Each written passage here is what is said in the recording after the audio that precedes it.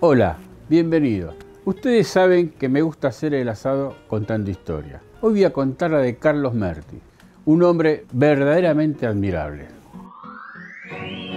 Merti, una personalidad fuera de serie, nacido en la ciudad de Rojas en 1916. Su familia se radicó en San Antonio de Areco algunos años más tarde. Fue un auténtico estudioso autodidacta, dedicado principalmente a las ciencias naturales.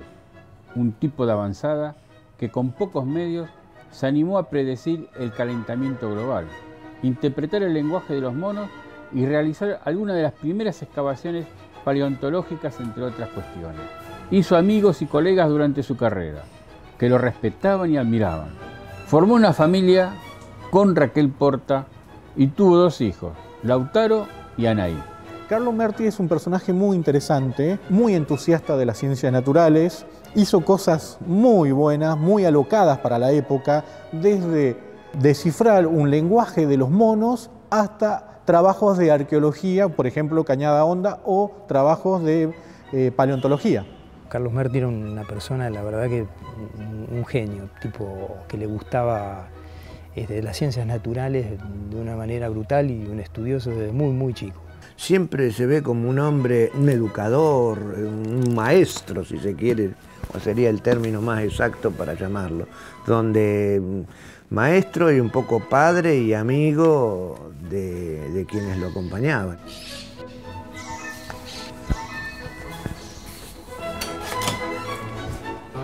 ¿Qué haces? Yo soy hija de Carlos Merti y yo tenía 12 años cuando él murió.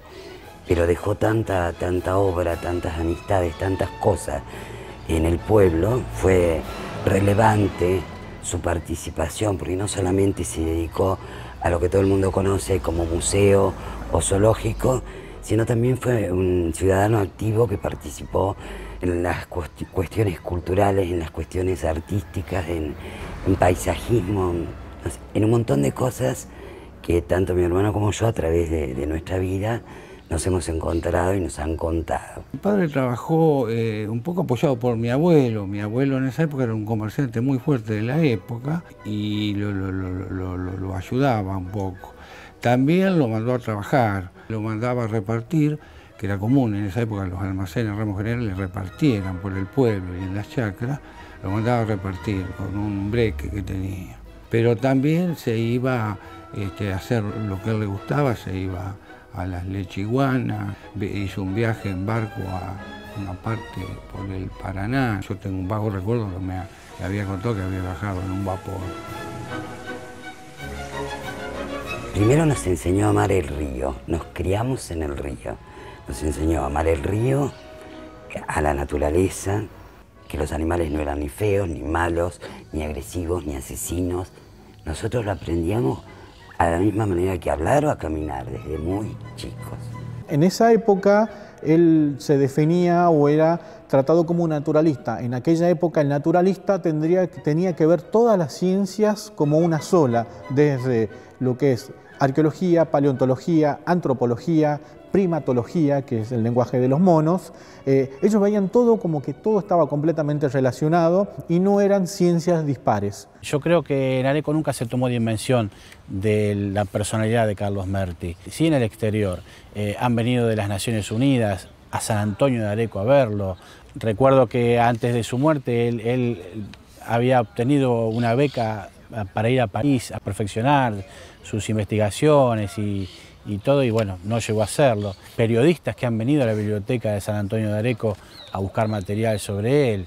Hay un periodista, Tomás Milani, es periodista y crítico literario, y apareció allá por 1968 en San Antonio de Areco buscando hacer un artículo sobre el alma de Segundo Sombra. Se llamó específicamente El cuerpo astral de don Segundo Sombra. Y cuando llega acá y se pone en contacto con el entorno de San Antonio de Areco, descubre al personaje Carlos Merti y queda fascinado también por las investigaciones y por toda la trayectoria de él.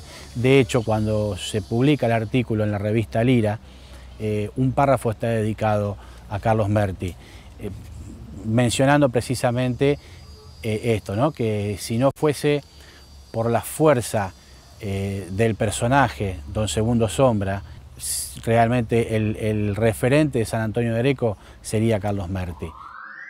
Como les contaba, entre todos los estudios e investigaciones de Merti, sobresale uno en especial. Es el estudio del lenguaje de los monos carayá en la provincia de Formosa. El tema del lenguaje de los monos, por lo que él es conocido internacionalmente, incluso tengo revistas muy interesantes que lo mencionan primero y principalmente como el primer y casi te diría único trabajo a campo. Una cosa es el lenguaje de los animales y todos los estudios que se han realizado hoy en laboratorio y con aparatos, y otra cosa es el estudio a campo. Mi padre era empleado de Vialidad Nacional y no sé por qué lo mandaron ahí. Y aprovechó para hacer ese trabajo y pasaba días enteros. Vivían en el medio de la selva en el año 50, 50 y pico. Sería. Lo mandan al quinto infierno, así, lo mandan a Formosa, a un pueblo que no existía, a hacer un camino que no existía, en el medio de la selva. Él, como era siempre fue un hombre positivo, transforma eso que para otro hubiera sido todo un problema porque hubiera renunciado. Bueno, él se lleva a su mujer, mi madre, a ese lugar y se dedica a estudiar a los monos. Pasó 2 años ahí. Nos contaba y cuentan los amigos que se subía a los árboles y quedaba horas. Nos ha contado mamá la historia de que ella se quedaba sola en un rancho, pero en el medio de la selva, ¿viste? Y él se quedaba horas o días enteros, hasta que los carayá empezaron a conocerlo, lo empezaron a tomar como algo natural. Entonces, el valor de todo ese trabajo, que tiene una infinidad de anecdotarios, es porque fue hecho a campo, ¿no?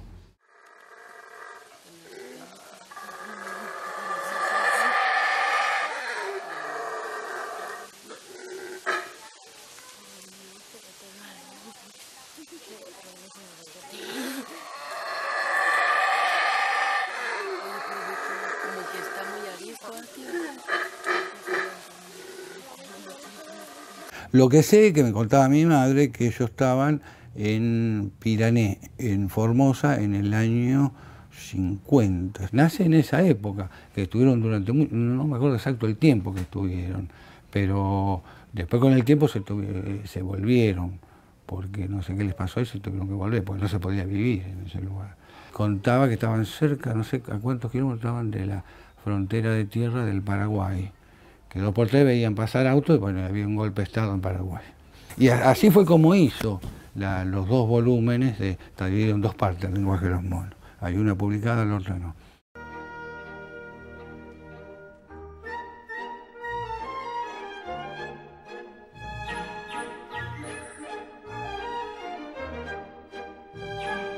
Con Carlos Merti, mi papá era muy amigo de chico, o sea, si bien creo que Carlos Merti era un poco más grande que él, ya se conocían de muy chico. Mi papá participó con él en varias cosas, pero yo diría que la más resonante para mí fue cuando Carlos Merti hizo un trabajo del lenguaje de los monos.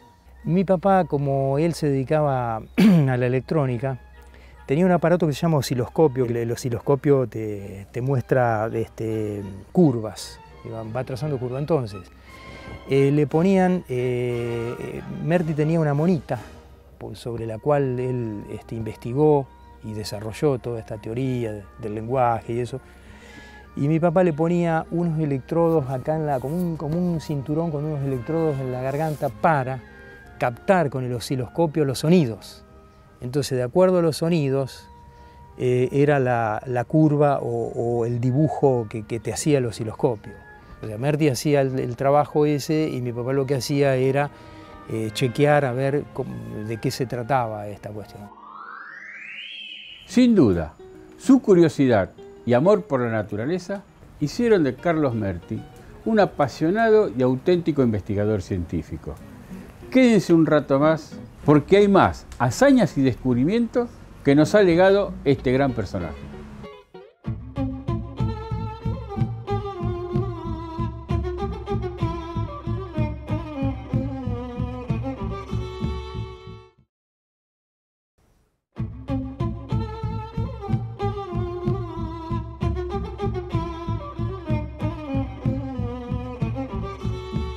Me alegra que se hayan quedado. Supongo que quieren seguir escuchando la historia de Carlos Merti. Tras su regreso a San Antonio de Areco, fue socio fundador de la Sociedad Ameguina de Ciencias. Años más tarde, colaboró en la creación del Museo Ameguino de Ciencias Naturales en la ciudad de Mercedes.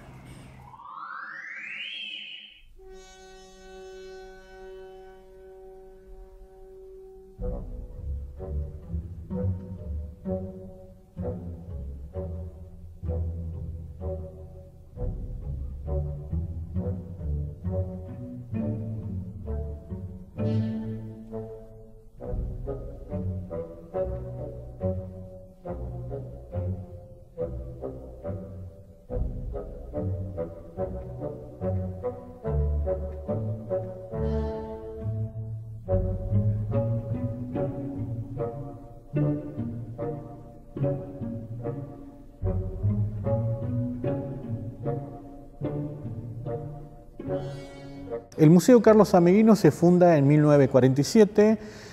Un grupo de personas interesadas en las ciencias naturales se reúne y decide formar este museo. Lo interesante es que tuvo asesoramiento de un personaje muy importante como es Carlos Merti. El grupo de jóvenes, de estos entusiastas de lo que es las ciencias naturales, se conocía de anterioridad, estaba formado entre otros por José Miñone, de Jáuregui, ya se conocían con Merti, son los que asesoran a la gente que quiere fundar el museo en lo que es ciencias naturales.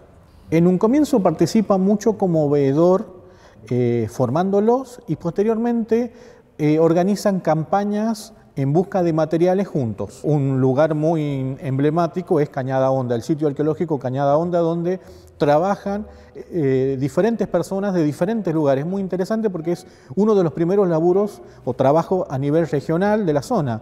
Jáuregui, San Antonio de Areco, Mercedes y Luján.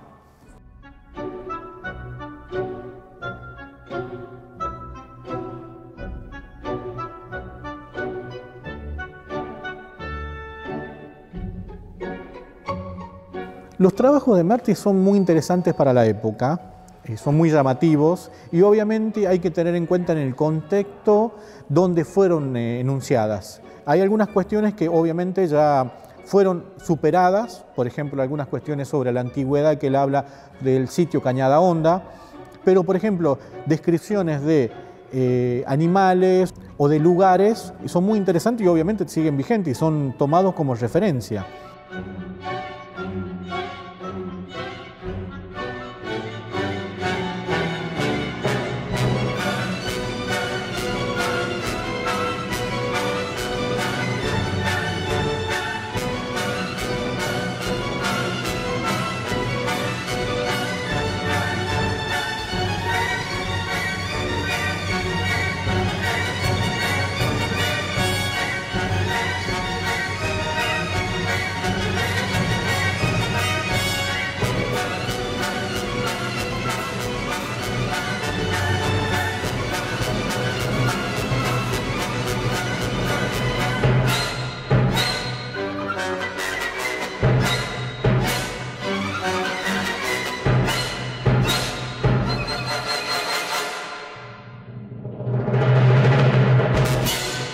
El trabajo de Cañada Honda también fue muy interesante a nivel de arqueología porque sentó algunos precedentes muy importantes. Uno de los precedentes importantes que sentó es que se trabajó a nivel de estratigrafía, siguiendo los estratos naturales. Algo que se hizo que fue muy importante fue mapear las cuevas de las Vizcachas para saber cómo se perturbaban los sitios, los movimientos de los materiales. Acá tenemos imágenes de la extracción de un esqueleto.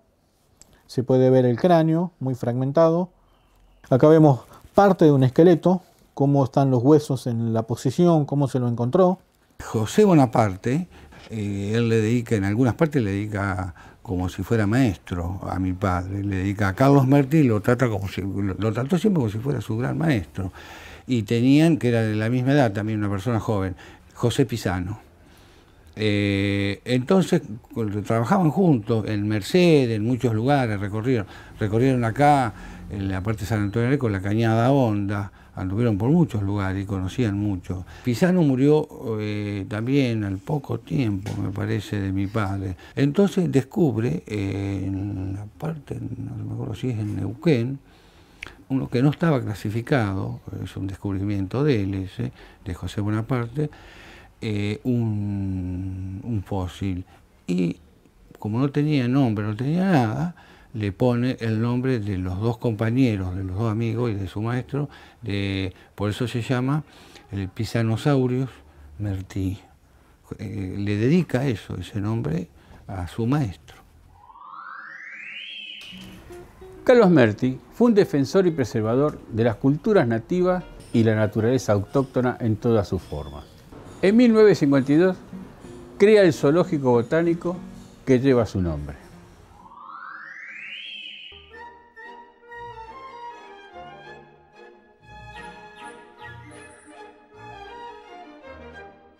En este lugar, hace unos cuantas décadas atrás, Mertí directamente crea el Parque de Flora y Fauna Autóctona como un lugar para justamente mostrar los animales que existían en esta región. Él veía que los zoológicos, en general, las colecciones particulares o públicas, lo que mostraban era animales exóticos, flora exótica, entonces creía conveniente conocer lo nuestro y por esa razón justamente crea este lugar. Un lugar donde uno podía conocer desde un zorro, una tortuga, un flamenco, unos patos laguneros y también, por supuesto, encontrarse con un cuis y a la vez flora como un ceibo o un pata de cabra o un palo borracho, plantas que pertenecían a este lugar y a esta región.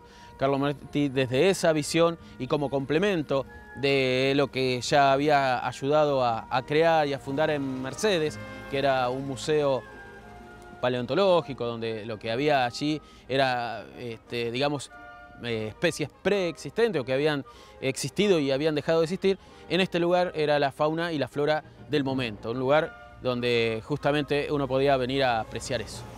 El proyecto del zoológico es un complemento del proyecto del museo, el zoológico y botánico de animales nativos, de animales autóctonos, que no existían. Ni siquiera existían libros dedicados a animales autóctonos. Bueno, él no, él tiene una visión, como te decía, en cada lugar que iba, de destacar lo nativo.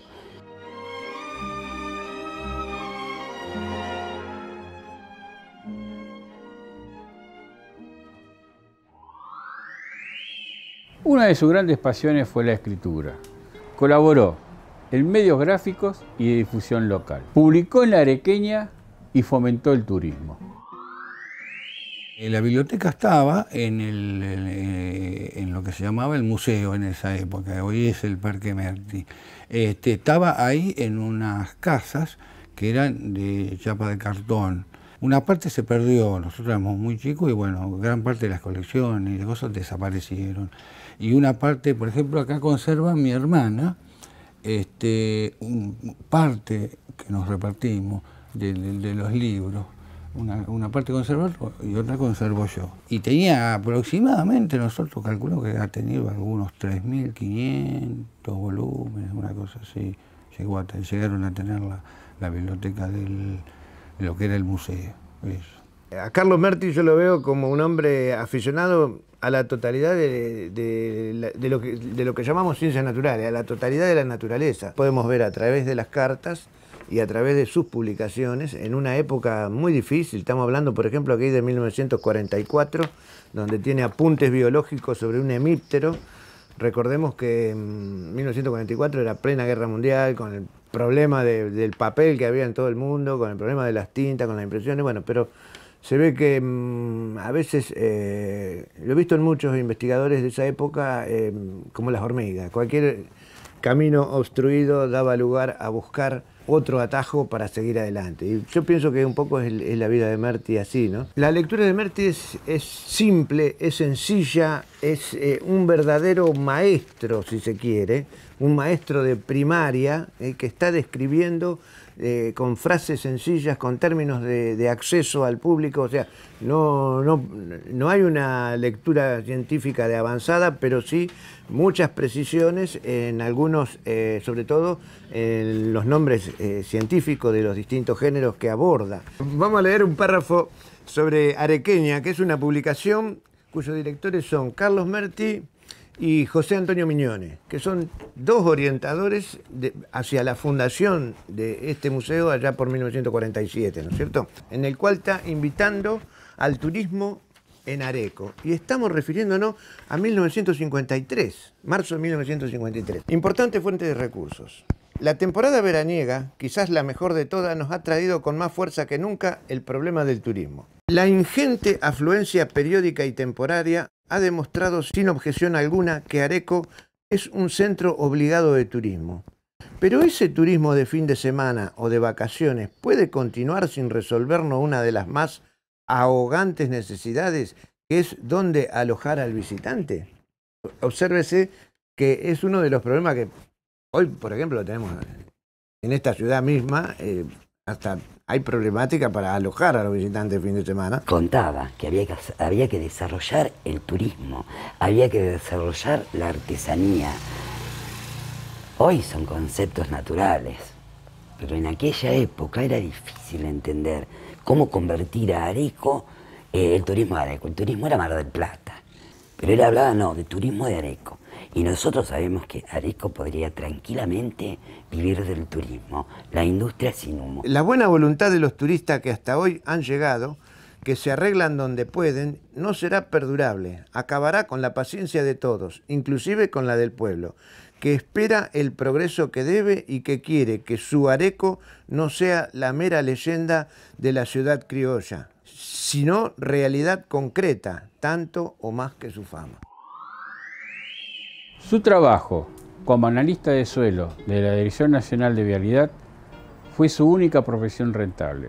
Trabajo que finalmente cobró su vida en marzo de 1965.